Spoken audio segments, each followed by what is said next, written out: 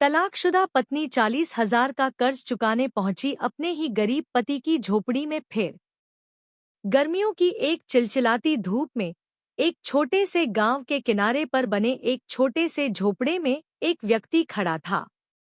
उसके चेहरे पर चिंता के संकेत थे, हाथों में कुछ कागजात थे और उसकी आंखों में दर्द। यह व्यक्ति कोई और नहीं बल्कि एक गरीब आदमी था, शिवनाथ। शिवनाथ का जीवन बहुत साधारण था।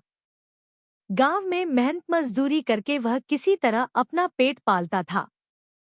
उसकी झोपड़ी छोटी थी, लेकिन उसमें उसका और उसकी बेटी का जीवन चलता था। घर में एक पुरानी छत थी और दीवारों में कई जगह दरारें थी। फिर भी उस घर में कभी शांति थी, कभी मुस्कान थी, कभी हंसी थी। लेकिन आज उसकी जिंदगी में एक नया तूफान आया था। पिछले कुछ सालों में शिवनाथ की जिंदगी एक के बाद एक मुश्किलों से जूझ रही थी। उसका छोटा सा काम भी घाटे में जा रहा था। एक तरफ उसकी बीमारी, दूसरी तरफ बेटी के स्कूल की फीस और ऊपर से कुछ बैंक कर्ज। सब कुछ गड़बड़ हो गया था और वह परेशान था। लेकिन आज उसका दिल और भी भारी था। आज वो खुद को पूरी तरह से नाकामयाब महसूस कर रहा था। आज उसका एक पुराना शत्रु, जो कभी उसका साथी भी था, उसकी जिंदगी में वापस आ चुका था। यह शत्रु कोई और नहीं बल्कि उसकी तलाकशुदा पत्नी रुक्मिणी थी। वह अब तकरीबन 3 साल पहले उससे अलग हो चुकी थी, जब उनके रिश्ते में दरारें आ गई थी।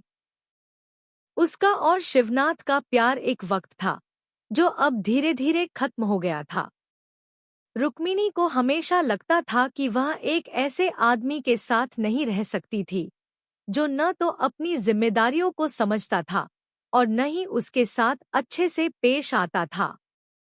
तलाक के बाद रुक्मिणी शहर में चली गई थी। उसने किसी तरह से अपना जीवन ढूंढ लिया था, लेकिन उसके अंदर एक खालीपन था। उसे हमेशा यही लगता था कि कहीं न कहीं उसकी जिंदगी में कुछ कमी है।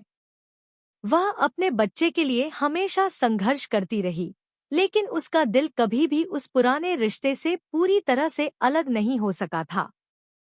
और फिर जैसे ही शिवनाथ के पास एक कर्ज का नोटिस आया, उसकी स्थिति और भी खराब हो गई। रुक्मिणी को लगा कि उसे कुछ करना चाहिए। रुक्मिणी के पास इस समय एक बड़ा निर्णय था। जब उसने सुना कि शिवनाथ की झोपड़ी में कर्ज चुकाने के लिए पैसे नहीं हैं, तो वह चुपचाप अपने पुराने पति के पास जाने का फैसला करती है। उसका दिल एक बार फिर से उस पुराने रिश्ते की तरफ खिंचा था, जो कभी खत्म हो गया था। उसने तय किया कि वह उसकी मदद करेगी, भले ही उनके बीच अब कोई रिश्ते न हों। रुक्मिणी सुबह सुबह अपनी कार में बैठकर शिवनाथ के गांव की ओर निकल पड़ी। रास्ते में उसे कई बार लगा कि क्या वह सही कर रही है, क्या उसे वापस लौट जाना चाहिए।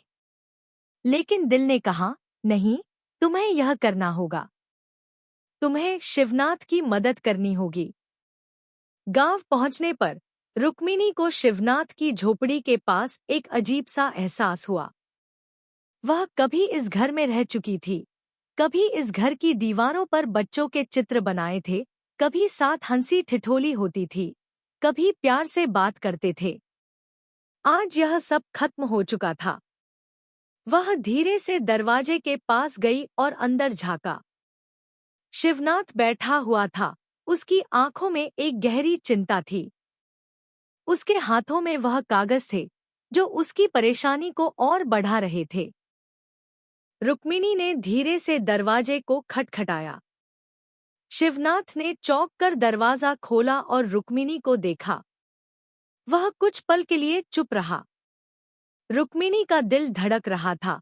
वह नहीं जानती थी कि इस मुलाकात का क्या होगा। तुम यहाँ?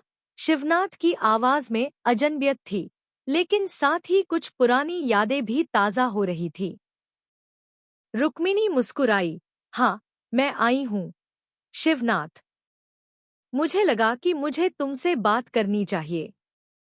शिवनाथ को यकीन नहीं हो रहा था। वह थोड़ा चुप हो गया, फिर बोला, क्या बात है, रुक्मिणी? तुम तो बहुत दूर जा चुकी हो, अब अचानक क्यों? रुक्मिणी ने एक लंबी सांस ली और फिर बोली, मैंने सुना है कि तुम्हारे ऊपर 40,000 का कर्ज है और तुम्हारे पास उसे चुकाने के लिए पैसे नहीं हैं। मैं जानती हूँ कि हमारी जिंदगी अब अलग है, लेकिन मैं चाहती हूँ कि तुम्हारी मदद कर सकूं। शिवनाथ चुप था। उसकी आंखों में एक असमंजस था। वह समझ नहीं पा रहा था कि क्या यह सच है या वह सपना देख रहा है। क्या उसकी पूर्व पत्नी सच में उसे मदद करने आई थी? रुक्मिणी ने फिर से कहा, मैं जानती हूँ कि तुम यह सब अकेले नहीं कर सकते।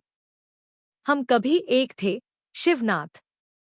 हमें एक दूसरे की मदद करनी चाहिए, चाहे वह किसी भी रूप में हो। शिवनाथ ने सिर झुका लिया। उसकी आंखों में आंसू थे और वह शायद सोच रहा था कि जीवन की कठिनाइयां आखिर क्यों उसे इतनी परीक्षा में डालती हैं। वह उसे जवाब देने की कोशिश कर रहा था, लेकिन शब्द उसकी जुबान से बाहर नहीं निकल पा रहे थे। रुक्मिणी ने धीरे से शिवनाथ के पास जाकर उसका हाथ थामा। मैं तुमसे माफी मांगती हूँ, शिवनाथ। शायद हम दोनों के बीच कुछ बातें ठीक से नहीं हो पाईं, लेकिन मैं जानती हूँ कि मैं तुम्हारी मदद कर सकती हूँ।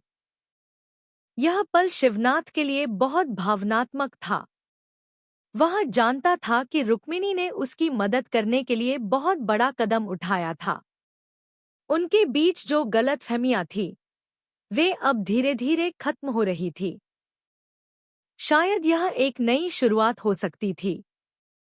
और इसी तरह रुक्मिणी ने अपने पुराने पति की मदद करने का फैसला किया। वह जानती थी कि कोई भी रिश्ता सिर्फ अच्छे दिनों में नहीं, बल्कि मुश्किल वक्त में भी मजबूत होता है। शिवनाथ और रुक्मिणी के बीच की चुप्प और अनकहे शब्दों का सामंजस्य जैसे अचानक टूट चुका था। एक लंबे समय बाद दोनों एक दूसरे के सामने थे और यह स्थिति पहले जैसी नहीं थी। कोई भी इस पल में विश्वास नहीं कर पा रहा था कि वे दोनों फिर से एक दूसरे से बात कर रहे थे। जीवन ने उन्हें अलग किया था, लेकिन अब जैसे कुछ अनकहा सा था, जो धीरे धीरे सामने आने लगा था। रुक्मिणी ने दरवाजे के पास खड़ी होकर शिवनाथ को फिर से देखा। उसकी आंखों में हल्की सी नमी थी, लेकिन वह किसी तरह से खुद को संयमित रखने की कोशिश कर रही थी। वह जानती थी कि उसने अपने पुराने पति की मदद करने का जो निर्णय लिया है, वह आसान नहीं था, लेकिन वह चाहती थी कि शिवनाथ भी महसूस करे कि उसकी मदद से उनकी जिंदगी में कुछ बदल सकता है। शिवनाथ, रुक्मिणी ने धीरे से कहा, मैं जानती हूँ कि हमारी जिंदगी अब अलग हो चुकी है, लेकिन कर्ज की यह समस्या तुम अकेले नहीं झेल सकते। हमें साथ मिलकर इसे हल करना होगा। शिवनाथ ने सिर झुका लिया। उसकी आंखों में एक उदासी थी, लेकिन एक उम्मीद भी झलक रही थी। वह जानता था कि रुक्मिणी ने जो कदम उठाया है, वह बेहद साहसिक था। वह महसूस कर रहा था कि उसकी मदद से शायद उसे नई राह मिल सकती है। परंतु एक हिस्सा उसके दिल में यह भी सवाल कर रहा था कि क्या वह फिर से रुक्मिणी को अपने पास आने के लिए राजी कर पाएगा? क्या उनकी पुरानी यादें और उनकी कड़वी बातों को भूल पाना संभव होगा? तुम जानती हो कि यह कर्ज इतना छोटा नहीं है, रुक्मिणी, शिवनाथ ने धीरे से कहा, 40,000 रुपए। ये बहुत बड़ी रकम है। मैं इस समय बिल्कुल भी सक्षम नहीं हूँ।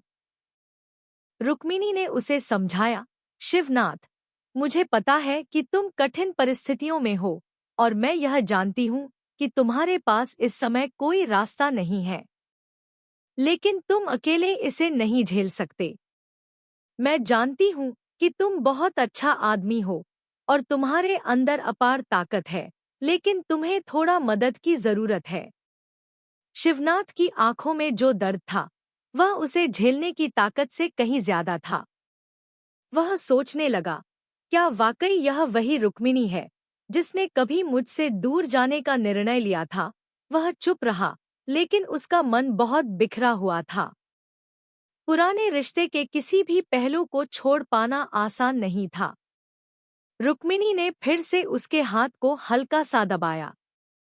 मैं तुम्हारे पास सिर्फ मदद करने नहीं आई हूँ, शिवनाथ। मैं तो इस उम्मीद के साथ आई हूँ कि हम दोनों एक बार फिर से अपने रास्तों पर चल सकें और इस बार अपनी गलतियों से कुछ सीखकर एक नया जीवन बना सकें। यह शब्द शिवनाथ के दिल में गहरे तक उतर गए। उसने अपनी आंखों को झपका लिया और एक गहरी सांस ली। अब वह पूरी तरह से समझ चुका था कि रुक्मिणी ने जो कदम उठाया था, वह उसे अकेले अपने कर्ज से बाहर निकालने के लिए नहीं, बल्कि उन पुराने रिश्तों को ठीक करने के लिए था, जिन्हें दोनों ने अब तक नजरअंदाज किया था। रुक्मिणी ने अपनी एक चुप्प से बड़ी बात कह दी थी, और वह जानती थी कि इसे समझने में समय लगेगा। शिवनाथ के भीतर जो हिचकिचाहट थी, वह धीरे धीरे समाप्त होने लगी थी। वह जानता था कि रुक्मिणी के पास पैसे हैं, लेकिन सबसे बड़ी बात यह थी कि उसकी मदद की असल वजह क्या थी। क्या वह अपनी पुरानी जिंदगी को फिर से बसाने की कोशिश कर रही थी, या फिर वह सिर्फ उसकी मदद के लिए आई थी?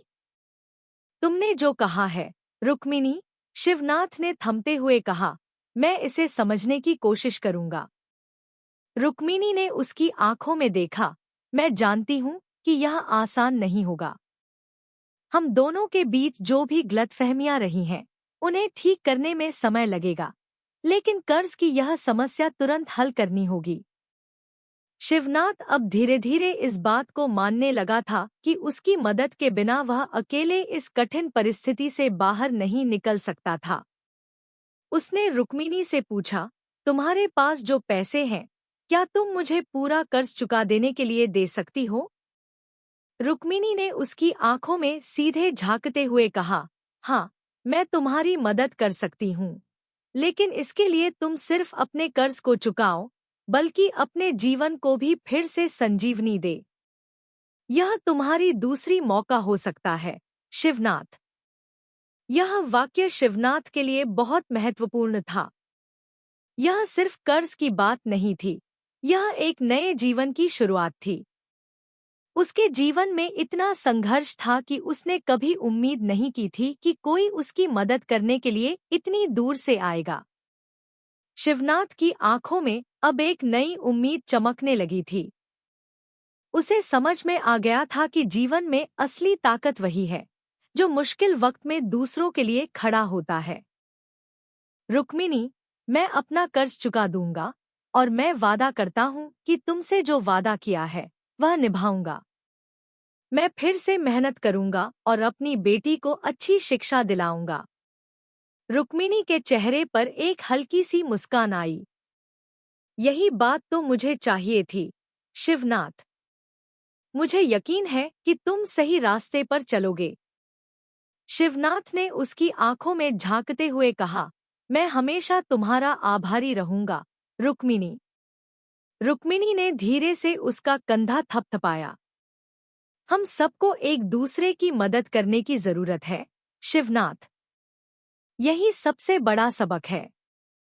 शिवनाथ और रुक्मिणी दोनों ने एक दूसरे को समझने का एक नया रास्ता अपनाया था। आज का दिन उनके जीवन में एक महत्वपूर्ण मोड़ साबित हुआ था। वे दोनों जानते थे कि आगे की राह कठिन होगी, लेकिन साथ चलने की उम्मीद और एक दूसरे का समर्थन अब उन्हें नए साहस और ताकत दे रहा था। रुक्मिणी ने अपना वादा पूरा किया और शिवनाथ के कर्ज की पूरी रकम चुकता कर दी। धीरे धीरे शिवनाथ की जिंदगी में बदलाव आने लगा।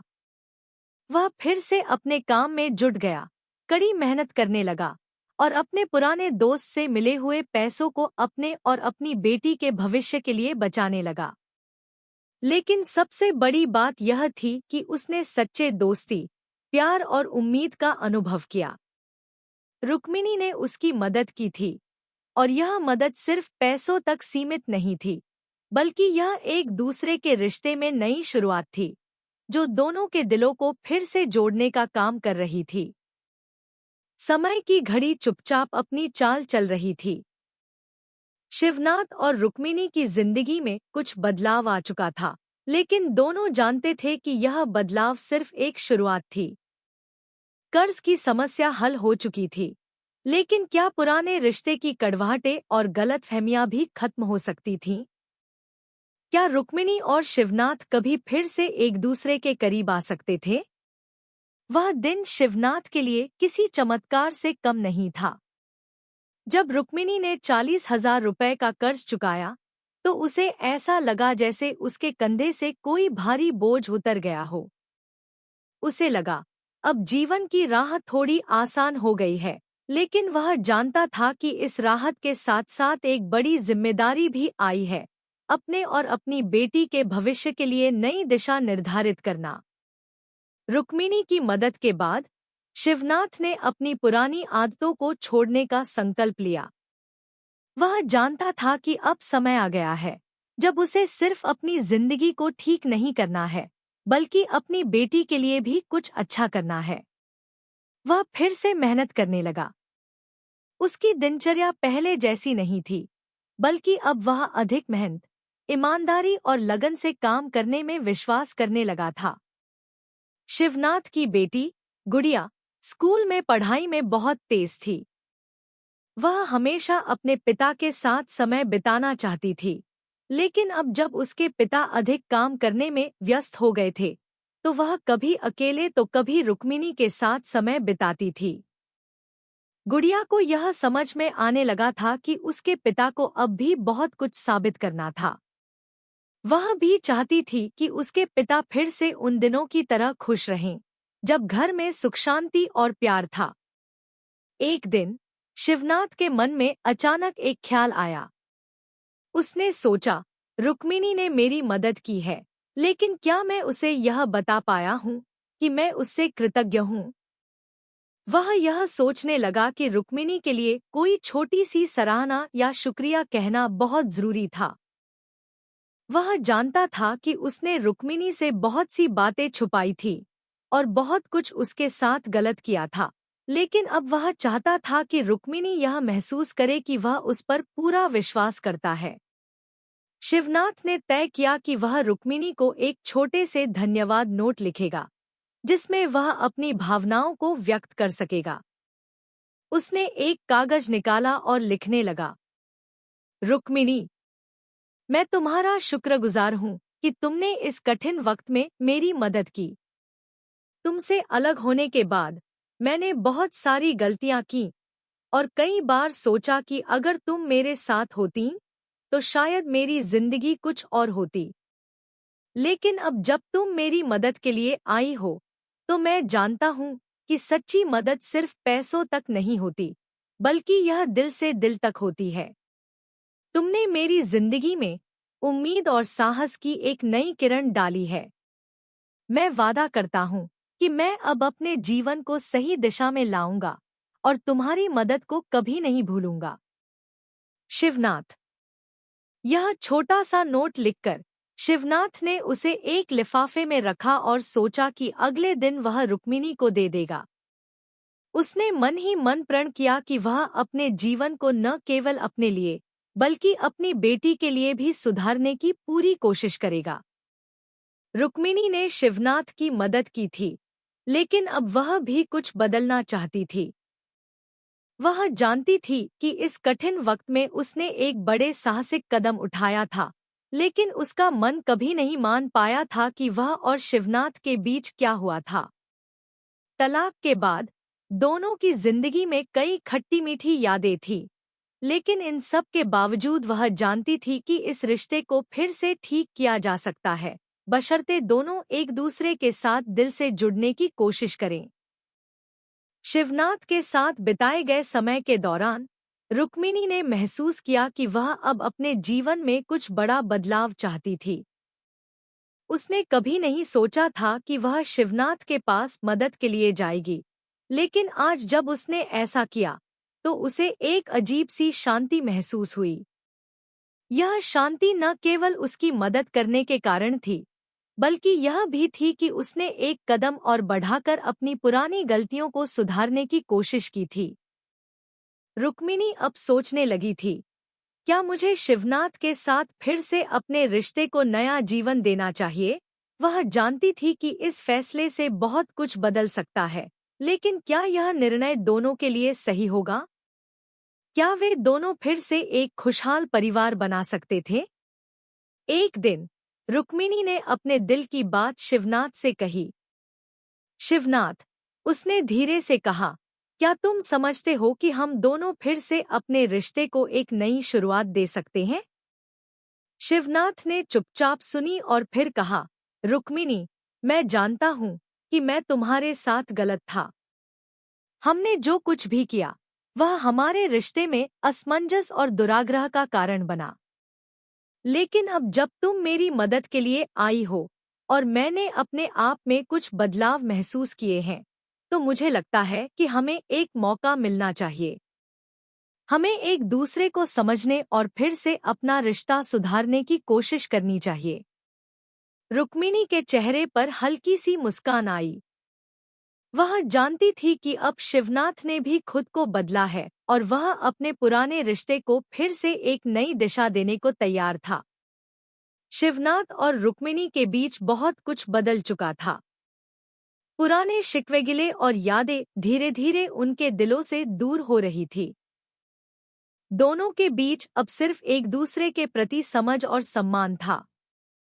कुछ महीनों बाद शिवनाथ ने अपनी मेहनत से न केवल अपने पुराने कर्ज को चुकाया, बल्कि अपने जीवन की नई दिशा भी पाई। रुक्मिणी के साथ उसके रिश्ते में जो कमी रह गई थी, वह अब पूरी हो रही थी। वह अपनी बेटी के लिए एक मजबूत और स्थिर भविष्य सुनिश्चित करना चाहता था। रुक्मिणी ने भी अपनी जिंदगी में नए रंग भरने की शुरुआत की थी। उसने न केवल शिवनाथ की मदद की, बल्कि अपने रिश्ते को फिर से संजोने की कोशिश की थी। अब रुक्मिणी और शिवनाथ का जीवन पहले से कहीं अधिक खुशहाल था। दोनों ने एक दूसरे के साथ न केवल पुरानी बातें साझा की, बल्कि नए सपने भी देखे।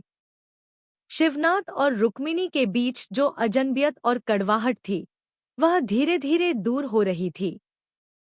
अब उनके रिश्ते में समझदारी, सहयोग और एक दूसरे के प्रति सम्मान का एक नया अध्याय शुरू हो चुका था।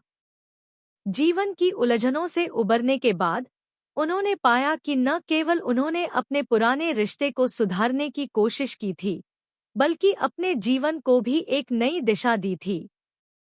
समय के साथ शिवनाथ ने कड़ी मेहनत करके अपने जीवन को संवारना शुरू कर दिया। उसका छोटा सा कारोबार अब धीरे धीरे बढ़ने लगा था।